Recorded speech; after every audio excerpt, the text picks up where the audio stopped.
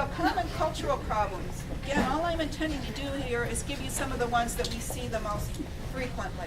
One of the bulletins put out by WSU Extension is this one called Home Gardens. You can get these online, and I've given you the website in the end of the handout. But one of the things they give you here, which I think is just excellent, is vegetable by vegetable. They give you the symptom, what's causing it, and how to correct it. So there's a whole section in the back of this bulletin, and you can get this online. And I think it's one of those that you can just print out a PDF version of it, and it won't cost you anything. So it has a lot of good, valuable information, and I can pass this around so you can see it. Home Gardens. So there are mechanical factors that you might encounter. This is an apple tree. So you might have a mechanical factor such as stems being accidentally broken or bruised by machinery. Weed eaters are famous for girdling fruit trees. If you're trying to weed eat around a tree, you need to be very careful. Our lawnmowers can cause injury to the bark. Not a pest problem per se, unless you include us as one of the pests, but we can sometimes inadvertently make mistakes when we're in the garden, and the plants may not react well to what we're doing. One of the things that can occur, and last summer probably would have been a time when most this could have occurred. Doesn't usually occur this side of the mountains, but heat damage, and this is what it looks like when you have heat damage. Early afternoon, primarily on outer unshaded leaves on the plant's southwest side. So that would be a clue to you. I saw something that looked like this and it occurred on the southwest side of your apple tree. It might not be a bug at all. It might not be a fungus. It might just be a sunburn. Cold damage occurs on the least hardy plants. I mentioned my little mishap with the tomatoes, what happened when I brought them in. Some of them were dead. Some of them had white areas of the leaves that were, they kind of, the portion of the leaf got white and then fell away. That can also happen if they get too much light. The leaves can get sunburned as well.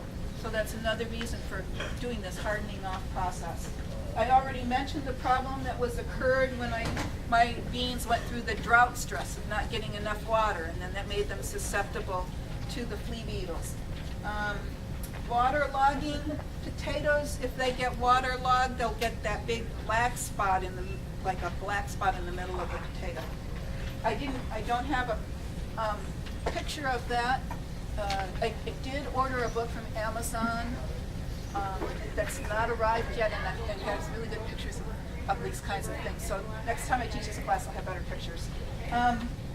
Chemical toxicities can cause problems. One of the things we're noticing at the extension office is, and there's no research to back this up yet, but weed and feed, the herbicide and weed, and the herbicide part of the weed and feed product is, or anything that accomplishes those things, would have a fertilizer and an herbicide in your lawn care products, and the runoff for that seems to be causing more damage in your ornamental and vegetable beds than was originally thought.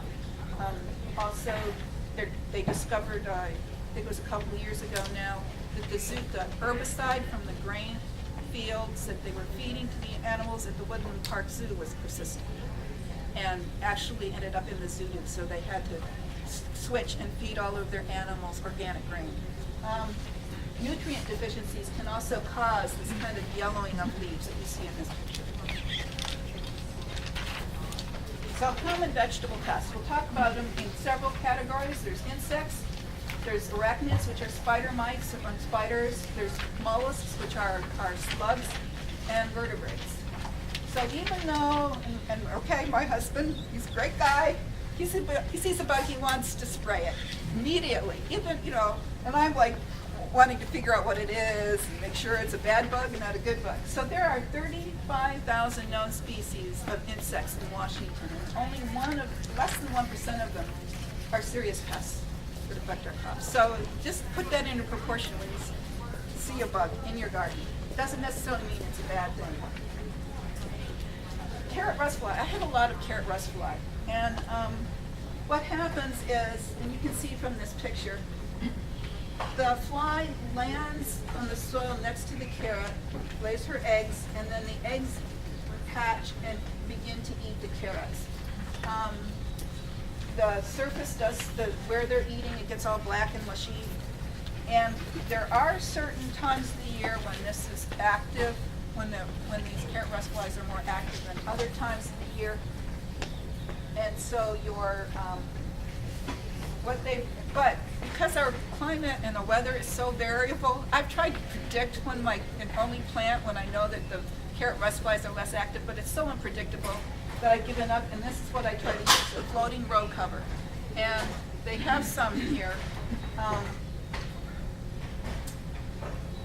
What they've researched, and I saw pictures of this, it's amazing. You put this floating row cover and you fasten it around the edges, you put it over hoops, or you can just kind of leave loosely lying over the crop.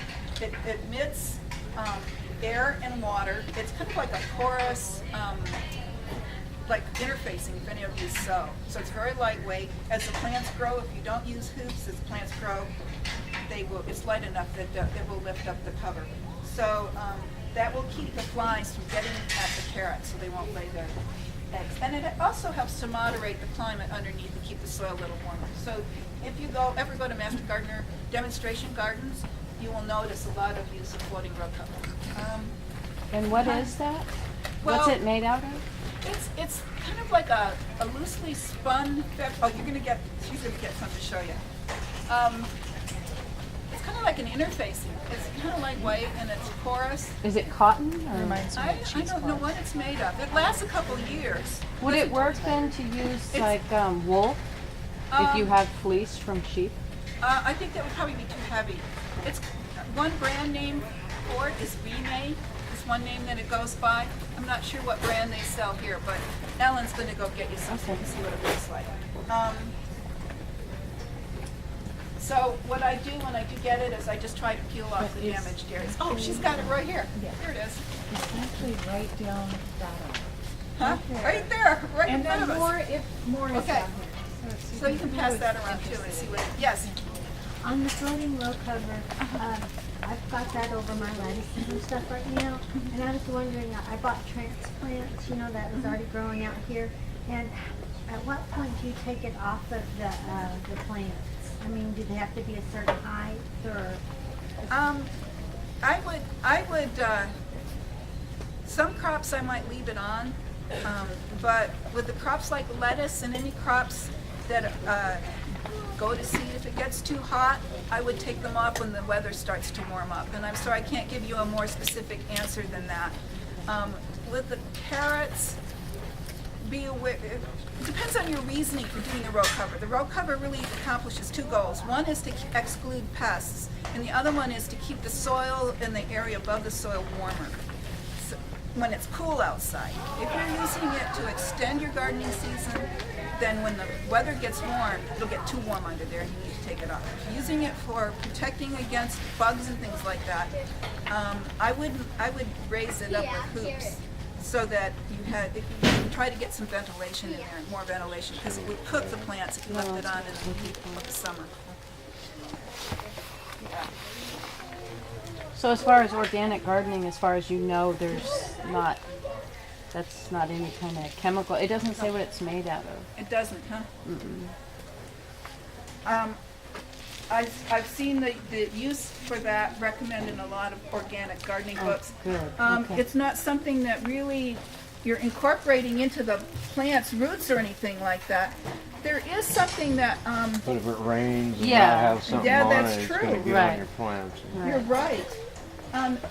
Most of the products, if they're certified organic, will have something on the label that says OMRI certified, which means it is certified to be used in gardens which are growing certified organic produce.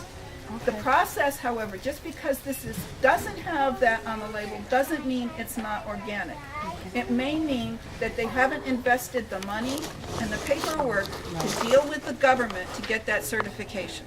So, if you see the OMRI certified, that it's definitely okay to use. Okay. OMRI. OMRI.